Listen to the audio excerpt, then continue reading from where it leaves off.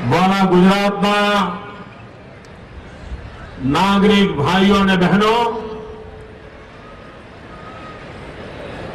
ગીરના સિંહોની ભૂમિ પરથી ભારતના તિરંગા ઝંડાની સાક્ષીએ હું આપ સૌ મારા ગુજરાતના વાલા ભાઈઓ બહેનોને અંતઃકરણપૂર્વક આઝાદીના પર્વની અનેક અનેક શુભકામનાઓ પાઠવું છું। ભાઈઓ બહેનો, આ દેશના અનેક મહાપુરુષોએ, સ્વાતંત્ર્ય સેનાનીઓએ, પૂજ્ય બાબુ પૂજ્ય સરદાર પટેલ, અનેક ક્રાંતિકારીઓ જેમણે પોતાની જીવાની આ ભારત માતાને જંજીરોમાંથી મુક્ત કરાવીને આઝાદીનો શ્વાસ આપણે લઈ શકીએ એ માટે આખી જીવન એમણે હોમી દીધું હતું। આઝાદીના લડવૈયાઓએ અનેક સપના જોયા હતા। આ દેશને સ્વરાજ્ય મળ્યું, પણ કમનસીબે સ્વરાજ્ય ન મળ્યું। અગર જો આ દેશની સામે કોઈ મોટામાં મોટો પડકાર હોય તો એ પડકાર સુરાજ્યનો છે। દેશ આઝાદ થયો ત્યારે જે વાતાવરણ હતું, દેશભક્તિની લલક હતી, દેશ માટે કરી છૂટવાની હર હિન્દુસ્તાનની તમન્ના હતી। એ વખતે અગર જો દેશ में સુરાજ્યની દિશામાં વાળવા માટેનો પ્રયાસ થયો હોત તો આજે ભારત સમૃદ્ધ દેશોની જગ્યા ઉપર ઉભો હોત। ભારત આઝાદ થયા પછી દુનિયાના અનેક દેશ આઝાદ થયા છે। વિશ્વના નકશા પર જેમનું નામો નિશાન નહોતું એવા દેશોએ પોતાનું સ્થાન ઉભું કર્યું છે।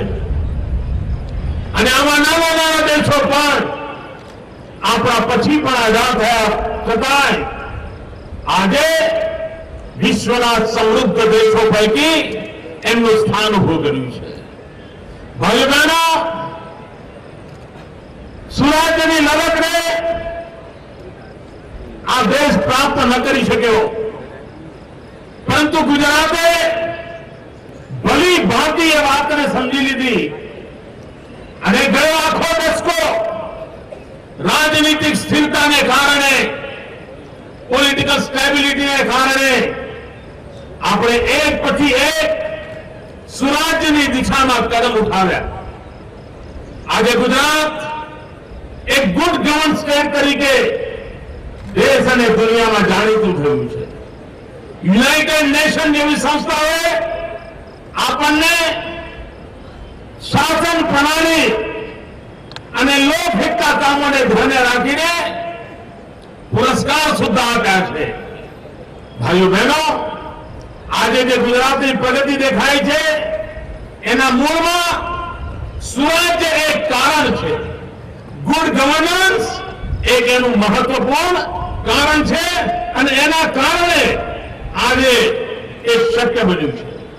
પણ ભાઈઓ બહેનો, એક જમાનો હતો કે જેમાં રાજ્ય કેળવણી ચર્ચા થતી હતી। રાજ્ય સારું હોય તો સારી વાત એમ થતું હતું। ધીરે ધીરે ધીરે ગુડ ગવર્નન્સ પર વાત પહોંચી। આપણે એનાથી પણ એક ડગલું આગળ વધ્યા છીએ। આપણે કહ્યું છે P2 G2, pro people, proactive good governance. જ્યાં સુધી આવનારા સંકટોનો અંદાજ કરીને શાસન વ્યવસ્થાને સજાગ કરવામાં ના આવે, સક્રિય કરવામાં ના આવે, ત્યાં સુધી તો સરકારો માત્ર ફાયર બ્રિગેડનું કામ કરતી હોય છે. આપણે ફાયર બ્રિગેડનું કામ કરીને માત્ર સંતોષ માનનારી સરકાર નથી. આપણે આગોતરા આયોજન કરનારા લોકો છે.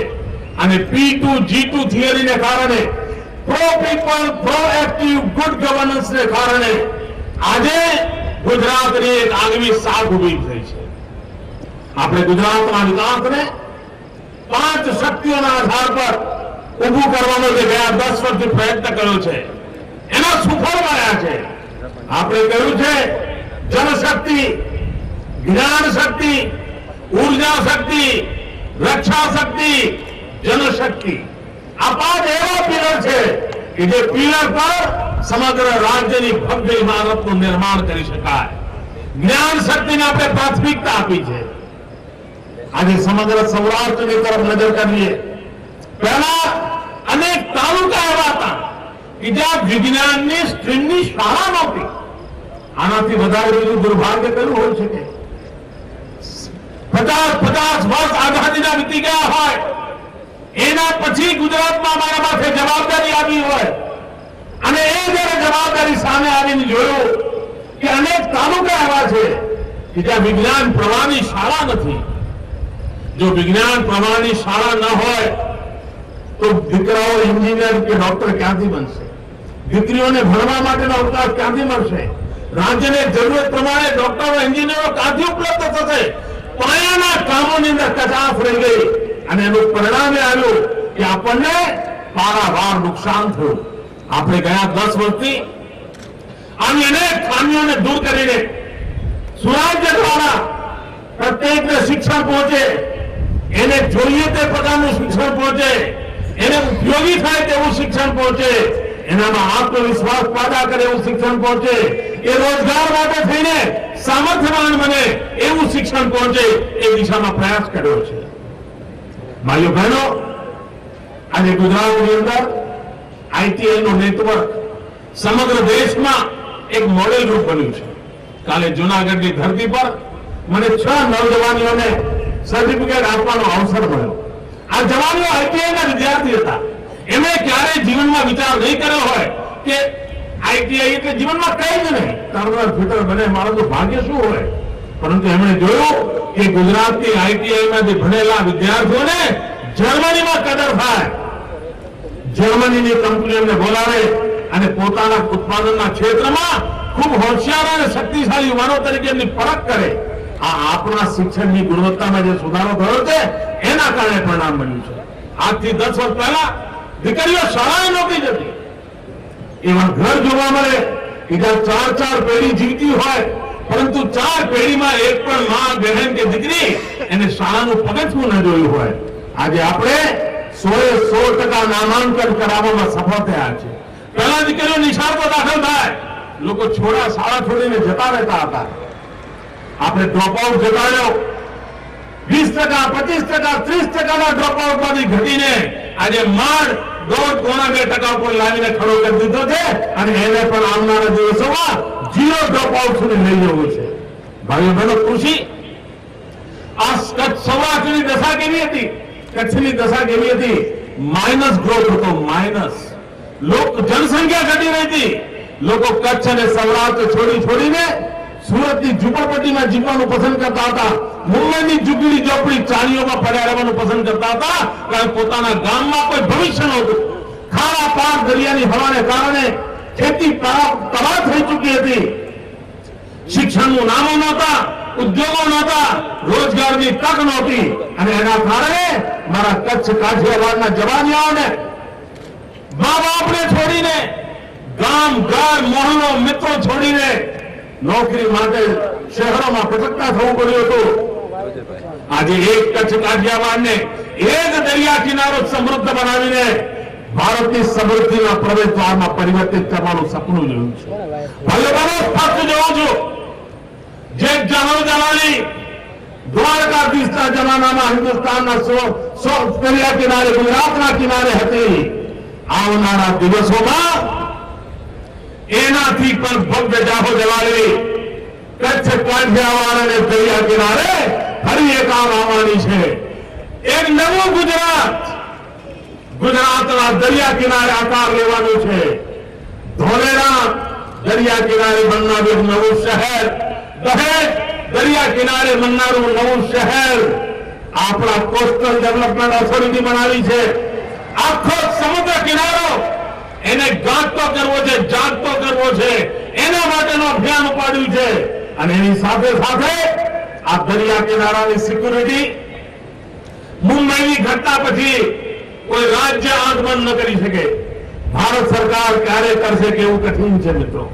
ગુજરાત ઇંતજાર ન કરી શકે અને એટલા માટે ગુજરાતે પોતાની અલગ મરીન સિક્યુરિટીની વ્યવસ્થા ઉભી કરી છે. અને અલગ મરીન સિક્યુરિટી દ્વારા ગુજરાતના સમુદ્ર કિનારાને સુરક્ષિત રાખવાનું એક અભિયાન ઉપાડ્યું છે. એક જમાનો હતો કે ગુજરાતનો દરિયા કિનારો બદનામ હતો. એક જમાનો હતો ગુજરાતનો દરિયા કિનારો મજબૂર હતો. અને આજે એક જમાનો છે ગુજરાતનો દરિયા કિનારો દેશનું ગૌરવ બન્યો છે. આજે ગૌરવની વાત છે કે ગુજરાતનો દરિયા કિનારો મજબૂત બન્યો છે. આજે ગૌરવની વાત છે કે ગુજરાતનો દરિયા કિનારો હિન્દુસ્તાનની સમૃદ્ધિની અંદર યોગદાન આપનાર એક સક્ષમ આર્થિક પ્રવૃત્તિનું કેન્દ્ર બન્યો છે. ભાઈઓ બહેનો, એક સમય હતો ગુજરાતનો દરિયા કિનારો એટલે દાણચોરોનું સ્વર્ગ માનવામાં આવતો હતો. એટલું જ નહીં, હિન્દુસ્તાનમાં આરડીએસ આવે તો ગુજરાતના દરિયા કિનારે ઉતરે. હિન્દુસ્તાનમાં AK-47 ના ઢગલા થાય તો ગુજરાતના દરિયા કિનારે ઉતરે. હિન્દુસ્તાનમાં આતંકવાદીઓને બળ મળે તો શસ્ત્રોની આપલે ગુજરાતના દરિયા કિનારે થાય. આ જ બધા દિવસો આપણે જોયા હતા. આજે એ સનવી ચીજોને તાળા લાગી ગયા. આરડીએક્સ ના દરવાજા બંધ થઈ ગયા. AK-47 ના ઢગલા ઉતરતા હતા, બંધ થઈ ગયા. અને એક સુરક્ષાનું કવચ ગુજરાતના દરિયા કિનારે પૂરું પાડવાનું કામ ગુજરાતના જાવાજ જવાનોએ કર્યું છે. ગુજરાતની પોલીસે કર્યું છે. ગુજરાતની સરકારે અગ્રિમતા આપી છે. ભાઈઓ બહેનો, ઉદ્યોગોનો જે રીતે વિકાસ થઈ રહ્યો છે. આજે હું પ્રધાનમંત્રીનું ભાષણ સાંભળી રહ્યો હતો.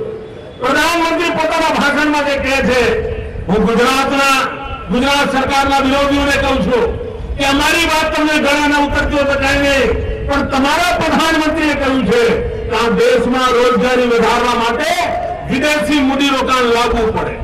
આપણા પ્રધાનમંત્રી પોતે કહે છે, આપની પાર્ટીના છે, એ પોતે એમ કહે છે કે ગુજરાત હિન્દુસ્તાનની અંદર વિદેશી મૂડીરોકાણ આવે એના માટે થઈને રાજકીય સર્વસંમતિ બનવી જોઈએ.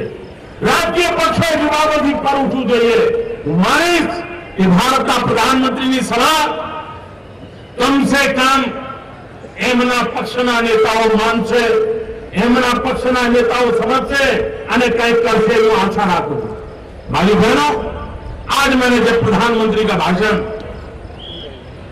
दूरदर्शन पर सुबह सुना, मुख्यमंत्री के नाते नहीं, एक नागरिक के नाते भी मुझे बहुत निराशा हुई। मेरे देश के प्रधानमंत्री जब 120 करोड़ देशवासियों को संबोधित कर रहे थे, तब सिवाय निराशा उनके मुंह से एक शब्द नहीं निकला। वो कह रहे हैं कि महंगाई को रोकना हमारे आपे में नहीं है, हमारी क्षमता में। ऊपर से कह रहे हैं इस बार मौसम खराब है तो महंगाई की स्थिति और बढ़ बिगड़ सकती है, इस प्रकार की बात कर रहे हैं। मैं हैरान हूं।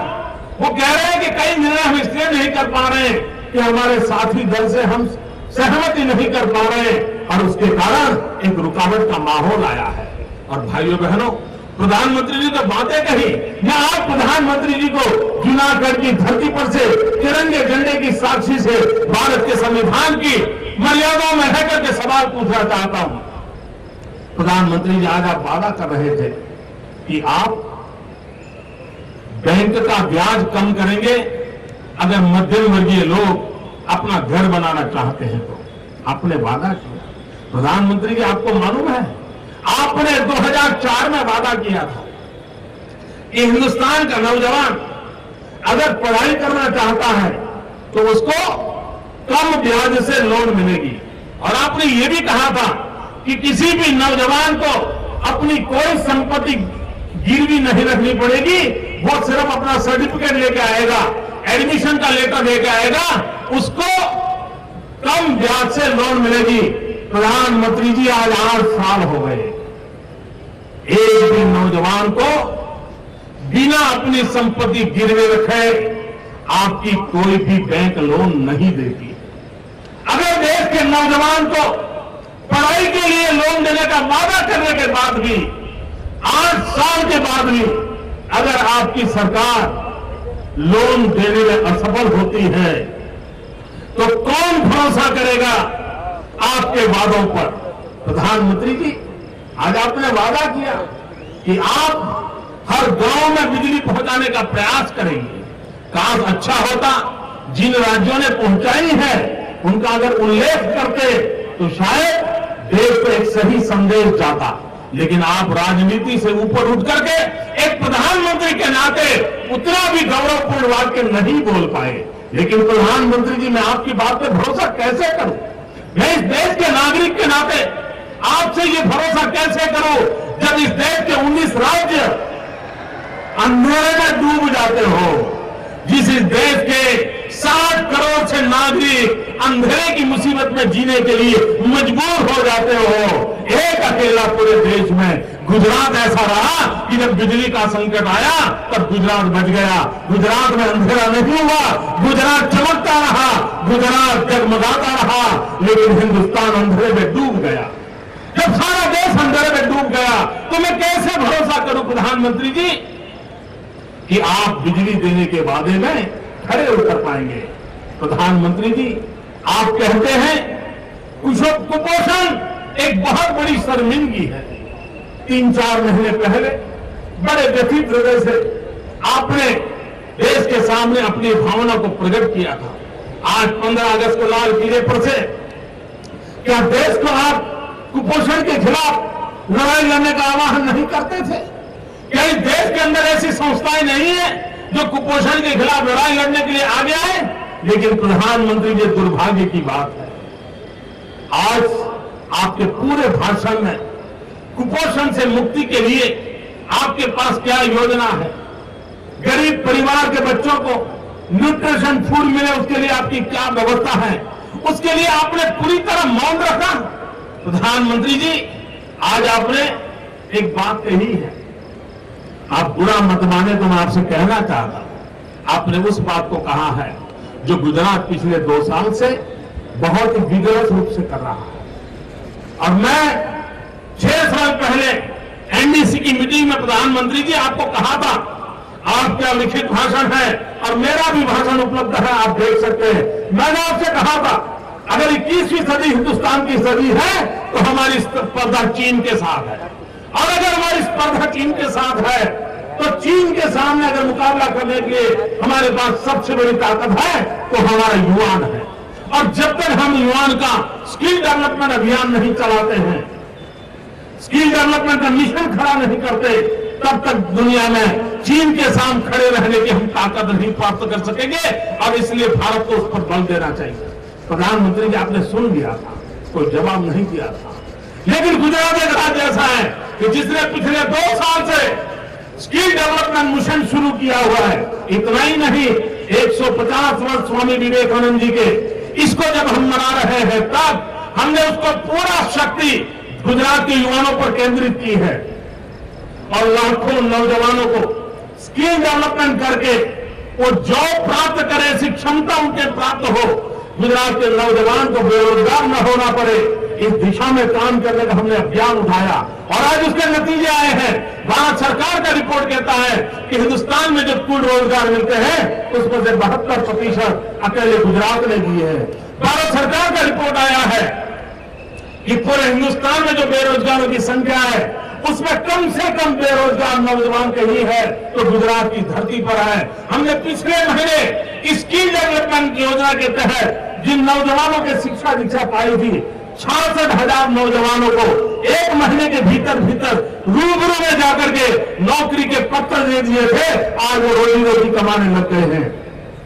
स्किल डेवलपमेंट के महत्व को हमने आपके सामने प्रस्तुत किया था, लेकिन आपने 4 साल घुमा दिए प्रधानमंत्री जी, और आज आप लाल किले पर से कह रहे हैं कि आप स्किल डेवलपमेंट की दिशा में कोई काम करेंगे। हम कैसे भरोसा करें प्रधानमंत्री जी कि ये आप इतनी धीमी गति से अगर चलोगे, अब दुनिया बदलती जा रही है, चीन से हमारी स्पर्धा चल रही है, हम कैसे सज्ज होंगे?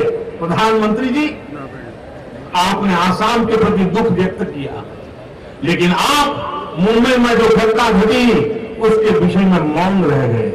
प्रधानमंत्री जी, ये दो तराजू क्यों? असम की तो पीड़ा होती है, लेकिन मुंबई में जो घटना घटी, जो अति गंभीर घटना के प्रति देश के प्रधानमंत्री मौन कैसे रह सकते हैं? प्रधानमंत्री जी, देश सुनना चाहता है ना कि आप बांग्लादेशियों के विषय में क्या कहना चाहते हैं? भारत के अंदर बांग्लादेशियों की घुसपैठ एक बहुत बड़ा संकट बनती जा रही है।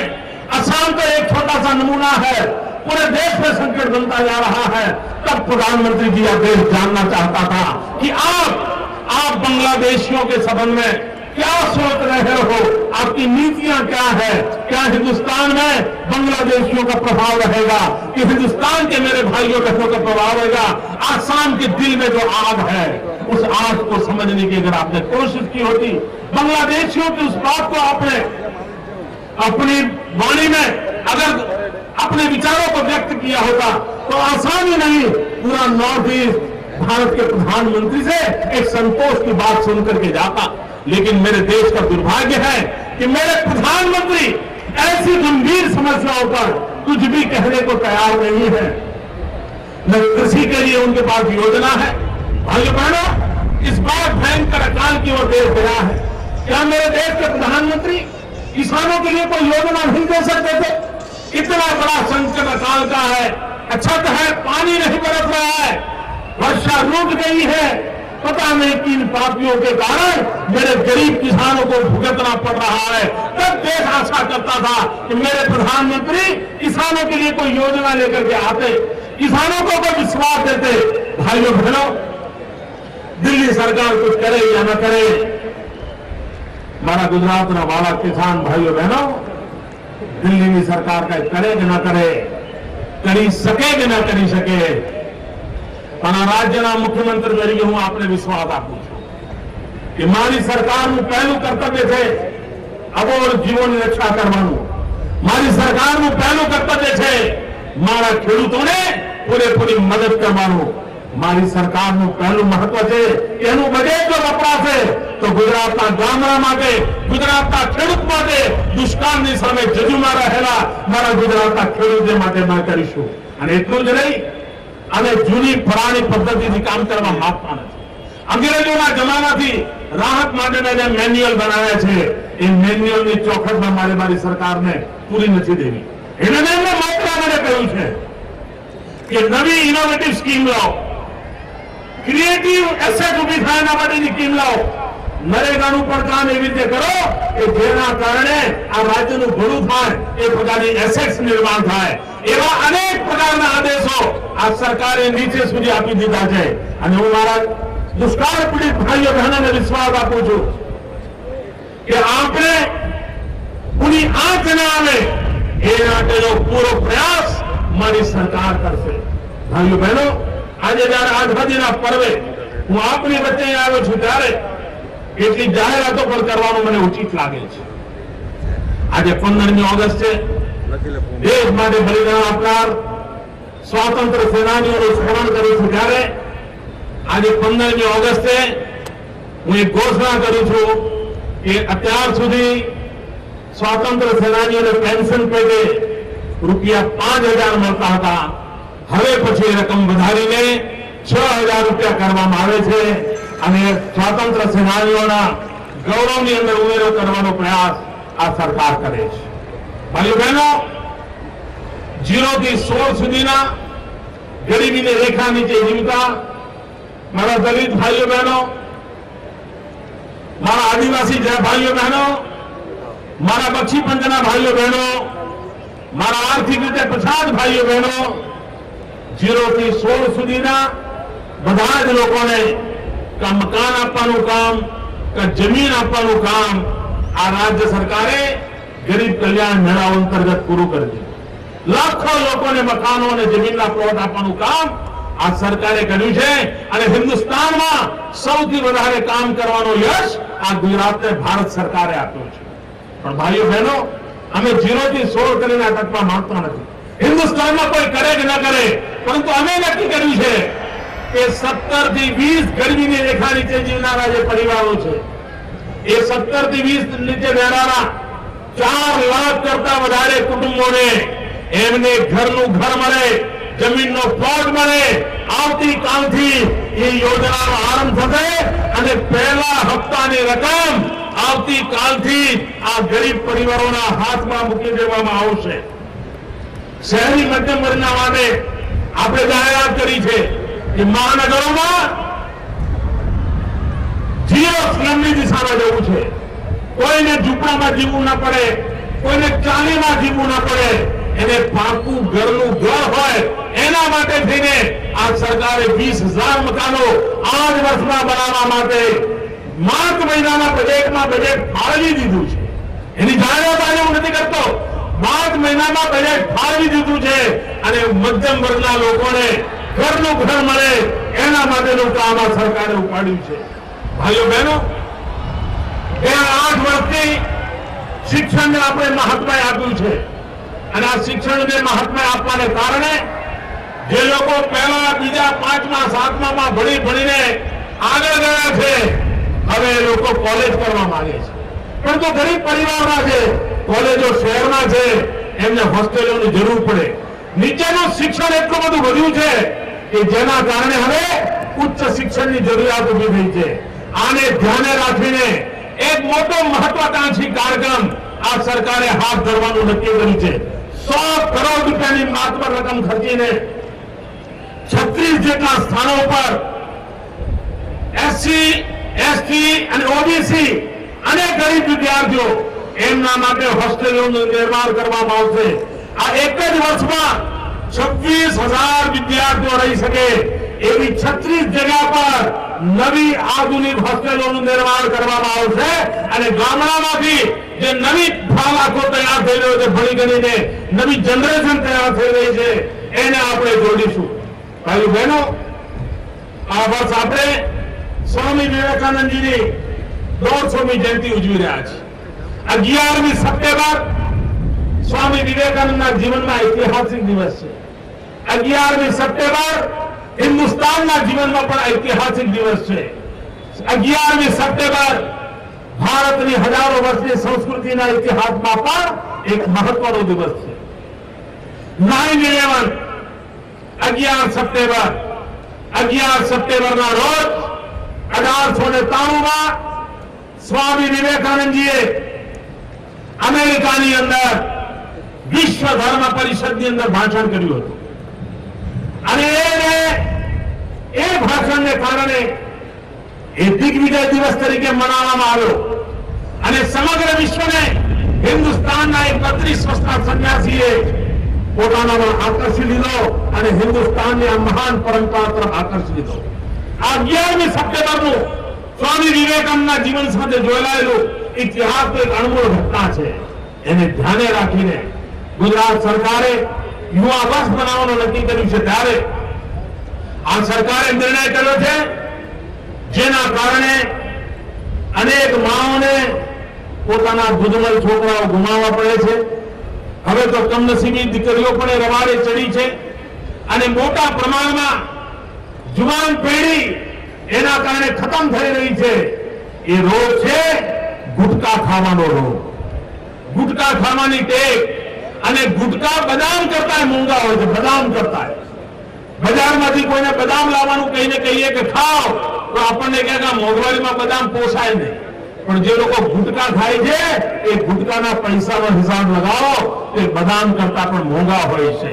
ભાઈઓ બહેનો, ગુજરાતની નવજવાન પેઢીને મારે બચાવવી છે.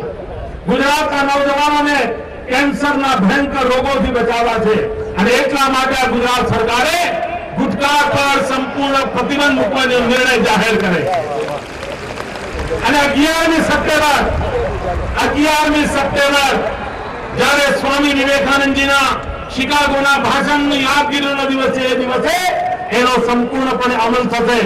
11 સપ્ટેમ્બર પહેલા નવો માલ કોઈ લે નહીં, જૂનો માલ સંગ્રહ નહીં અને કોઈને પણ એવો બધો બંધન બંધાણી હોય તો એના આગામી 15-20 દિવસમાં આ બંધાણીને બંધારણમાંથી મુક્ત થવા માટે અવસર મળે, એ કઈ ખોટું ન કરી બેસે એટલા માટે 11મી સપ્ટેમ્બરે 100% ની અમલવારી કરવામાં આવશે અને ગુજરાતના નવજવાનોને બચાવવાની દિશામાં આ રાજ્ય સરકારનો પ્રયત્ન જારી રહેશે.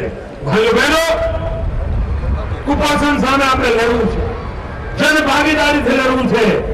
આગામી ગણેશ ચતુર્થીથી એક જનભાગીદારીનું આંદોલન ઉપાડીએ. એક તરફ દુષ્કાળ પીડિતોની સેવા કરીએ, બીજી બાજુ કુપોષણની અંદર કોઈ માતા હોય, કોઈ સગર્ભા માતા હોય, જનભાગીદારીથી, જન આંદોલનથી, સેવા ભાવથી આ બધા લોકોના કુપોષણમાં આપણે ભાગીદાર બનીએ, સરકારની યોજનાઓમાં પૂરક બનીએ અને આવતીકાલને ગુજરાતને સમૃદ્ધ બનાવવાની દિશામાં કામ કરીએ. ભાઈઓ બહેનો, આ ગુજરાતની સરકાર નવજવાનોના ભાગ્યને ઘડવા માટેનો સમય ખર્ચી રહી છે. આ ગુજરાતની જનતા, મારી માતાઓ બહેનો સન્માનપૂર્વક જીવે એના માટે સમય ખર્ચી રહી છે. આ ગુજરાતની સરકાર એસસી એસટી ના ભાઈઓ ગૌરવભેર ભણી ગણીને સમાનભેર જીવતા થાય અને સમાનતા સાથે જીવતા થાય એના માટેનું અભિયાન લઈને ચાલી રહી છે. અને તિરંગા ઝંડાની સાક્ષીએ સંવિધાને જે આપણને કામ સોંપ્યું છે એ કામની પૂર્તિનો પ્રયાસ પૂર્ણ કરવા માટેનો એક મક્કમ નિર્ધાર સાથે આગળ વધી રહ્યું છે, પૂરા આત્મવિશ્વાસ સાથે. અને નિરાશાનું નામો નિશાન ન હોય મિત્રો. સંકટો આવતા હોય છે, અરે સંકટોને પાર કરવું એનું જ નામ શક્તિ હોય છે. અમે શક્તિના આરાધકો છીએ અને આ ગુજરાત મહાશક્તિમાન બને એ સંકલ્પ લઈને ચાલનારા લોકો છે. હું ગુજરાતની જનતાને વિશ્વાસ આપું છું, આવતીકાલ વધારે ઉજળી છે. હું ગુજરાતની જનતાને વિશ્વાસ આપું છું, આવતીકાલ વધુ વિકાસ વાળી છે. હું ગુજરાતની જનતાને વિશ્વાસ આપું છું, આવતીકાલ વધારે સુખ અને સમૃદ્ધિની છે. આવતીકાલ વધારે શાંતિ અને સદભાવનાની છે. એ સંકલ્પ સાથે આપ સૌ મારી સાથે બોલજો. ભારત માતા કી